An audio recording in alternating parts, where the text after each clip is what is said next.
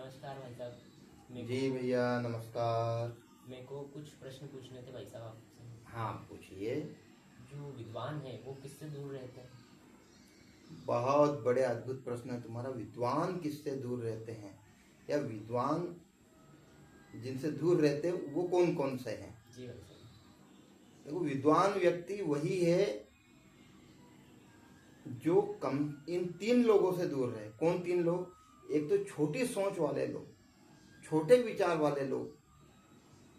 ये कैसे हो जाएगा? ऐसे लोगों से दूर रहता है जो छोटा विचार करते हैं, बड़े का विचार नहीं करते हैं, अपने मस्तिष्क को सूक्ष्म करते हैं।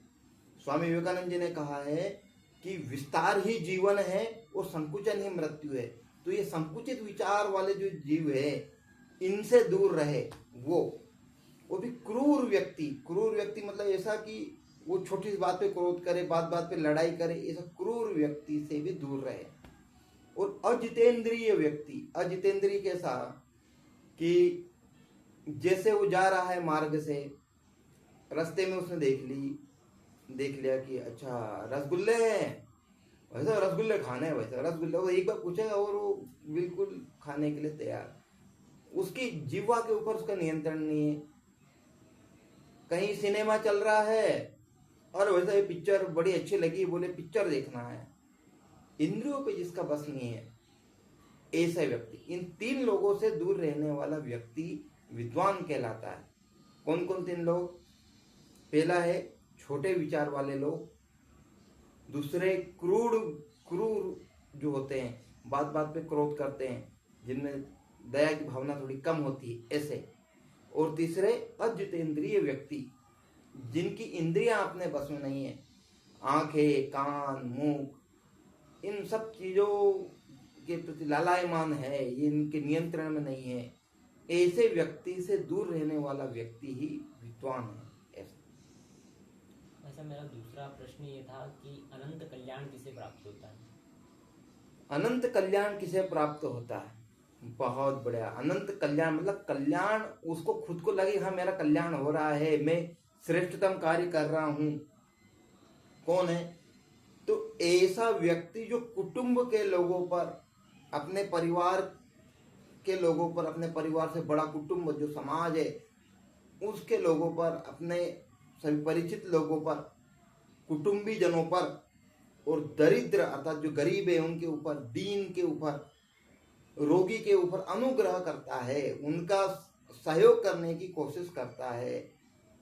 ऐसा व्यक्ति जो अपने परिवार का, दीन दुखियों का, दरिद्रों का, गरीबों पर, रोगियों की जो सेवा करने के लिए तत्पर रहता है, वो व्यक्ति अपने आप में अपना कल्याण मानता है। जैसे कोई डॉक्टर है तो डॉक्टर का काम करता है, मरीजों को ठीक करता है, परंतु उससे हम पूछेंगे कि आप क्या करते हो, किस लिए करते हो ये, तो कहेगा मैं तो अपने बस पैसे कमाने के लिए करता हूं। तो वो वास्तव में अनंत कल्याण का अनुभव नहीं कर सकता। अनंत कल्याण का अनुभव कौन करेगा? तो वो डॉक्टर जो बोले भैया मैं लोगों की स्वास्थ्य ठीक करने के लिए कार्य करता हूँ, मैं पैसे तो वो भी लेता है, बाकी मेरा वो जो उद्देश्य है वो लोगों की सेवा है। तो ऐसा जिनका विचार है वो व्यक्ति अनंत कल्याण का अनुभव करते हैं, अनंत कल्याण उनको प्राप्त होता है। और दूसरे रूप में देखें तो जो पुत्रों से, पशुओं से समृद्ध हो, संसाधनों से समृद्ध हो, वो भी कल्याण को अनुभव करते हैं, वो भी अनंत कल्याण को प्राप्त होते हैं। ऐसा अपना भला चाहने वाले को क्या करना चाहिए? अपना भला चाहने वाले को क्या करना चाहिए? अपना भला चाहने वाले को अपने जो कुटुंबी जन है, अपने जो समाज के जन है, उनके उन्नति का प्रयास करना चाहिए। उनके सामूहिक उन्नति किस प्रकार से हो, इनको हम किस प्रकार से पुश कर सकते हैं, इनको किस प्रकार से उनके जीवन स्तर को ऊंचा उठा सकते हैं, ऐसा प्रयास करने वाला व्यक्ति वास्तव में क्या होगा? अपना भला चाहता है उसको ये कार्य करना पड़ेगा, अपने कुटुंब के लोगों का उद्धार करना पड़ेगा। तो जो अपने कुटुंब के लोगों का भला चाहता है, स्वयं का तो चाहता ही है, बाकी स्वयं के साथ कुटुंब के लोगों को भी के उत्थान का भी कार्य करता है, उनको भी श्रेष्ठ कार्य में लगाने का प्रयास करता है।